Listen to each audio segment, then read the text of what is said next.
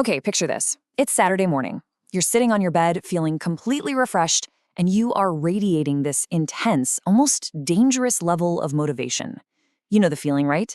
You tell yourself that today is not just going to be another day that passes you by. No, today is the day you completely conquer the world. Or, well, at least your to-do list. We've all been there.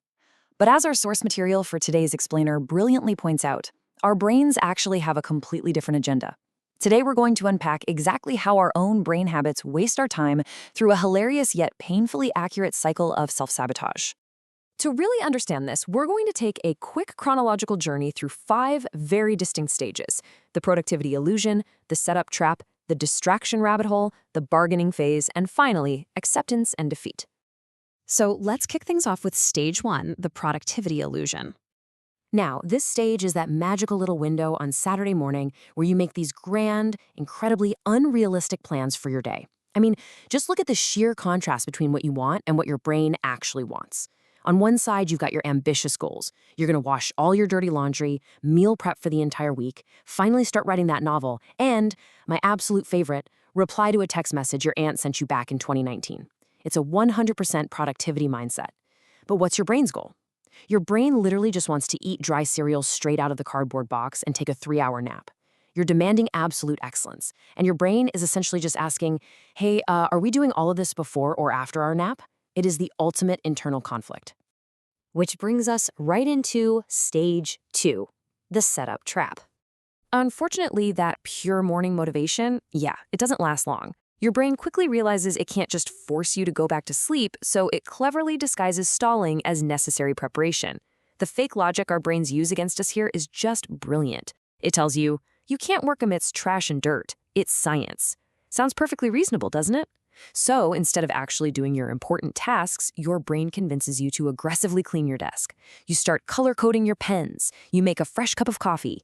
You're moving fast, the energy is high, but you aren't actually doing the work you set out to do. You're just setting the stage. So you sit down, crack your knuckles, take a deep breath, reach for the keyboard, and then you pause. The setup trap springs completely shut with one seemingly innocent thought: the coffee is too hot. Your brain argues that you obviously cannot make history with a burnt tongue. So it suggests a perfectly logical compromise. I'll just check my phone for 2 minutes while it cools down. Just 2 minutes. And, well, we all know those 2 minutes are the absolute most dangerous unit of time in the modern weekend. And just like that, we plummet into stage 3, the distraction rabbit hole. That innocent 2-minute pause instantly derails everything. At 10 a.m., you sat down to let your coffee cool. The next time you actually look up at the clock, it is 12:45 p.m. Nearly 3 whole hours have vanished into thin air. Your laptop screen has gone black from sleep mode, and you're just slouched in your chair, totally glued to your phone. And what are you doing? You are deeply researching how to build an underground swimming pool in the jungle in 3 days using only bamboo and mud. Your brain has latched on to highly engaging, yet completely irrelevant information, effectively hijacking your entire morning schedule.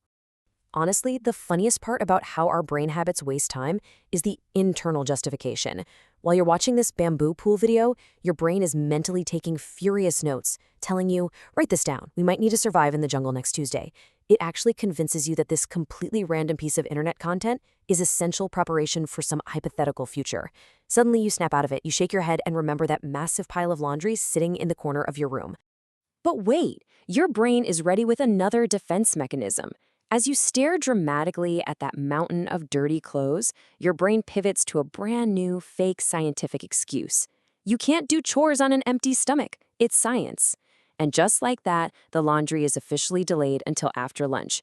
The stalling tactic has evolved. Which leads us to stage 4, the bargaining phase. Once lunch is over, the harsh reality of the vanishing day really sets in. It's the afternoon, you're lying on the couch surrounded by snack wrappers, and your grand morning goals are rapidly shrinking. Let's trace this downgrade. Step 1 was this morning's goal: do everything. Step 2 is the afternoon compromise. Okay, let's just do enough to save our dignity. Let's just put the clothes in the washing machine and call it a day. But then, step 3 is where the brain issues a hilarious counteroffer. Your brain says, hey, how about we put the clothes in the machine, but leave them there overnight? That way, they get that weird, damp smell, and we're forced to wash them again tomorrow. You're essentially agreeing to do tomorrow's work today by purposefully ruining today's laundry. I mean, it is an absolute masterpiece of self-deception. And after this grueling, exhausting mental negotiation where you have accomplished absolutely nothing, your brain convinces you that you've earned a break. Reward unlocked. You tell yourself you're going to watch just one episode of that news series. Just one. Simply because you've worked so hard bargaining with yourself all afternoon. And finally, we arrive at stage 5, acceptance and defeat. It is now nighttime. You're back in bed wearing the exact same clothes you woke up in, completely drained of energy. Let's review the actual damage here and compare our accomplishments to our initial morning goals. Clothes, not washed. Food for the week, not cooked. But what did we actually achieve? Well, you have somehow completely memorized the deep, complex lore of a video game you have never actually played. The brain's capacity to hyperfocus on useless information while actively ignoring real, pressing responsibilities is truly a marvel of human psychology. And does your brain feel any remorse for this totally wasted day? Absolutely not. While you're staring at the ceiling in defeat, your brain is mentally standing there in its pajamas, brushing its teeth, completely satisfied. It looks at you and says, "We killed it today." Same routine tomorrow? And with a heavy sigh, you just know the answer is yes. The cycle of time-wasting habits is locked and ready to repeat itself. So the real key takeaway from this explainer is simply recognizing these stages in our own lives. We all fall for the setup trap. We all tumble down the distraction rabbit hole.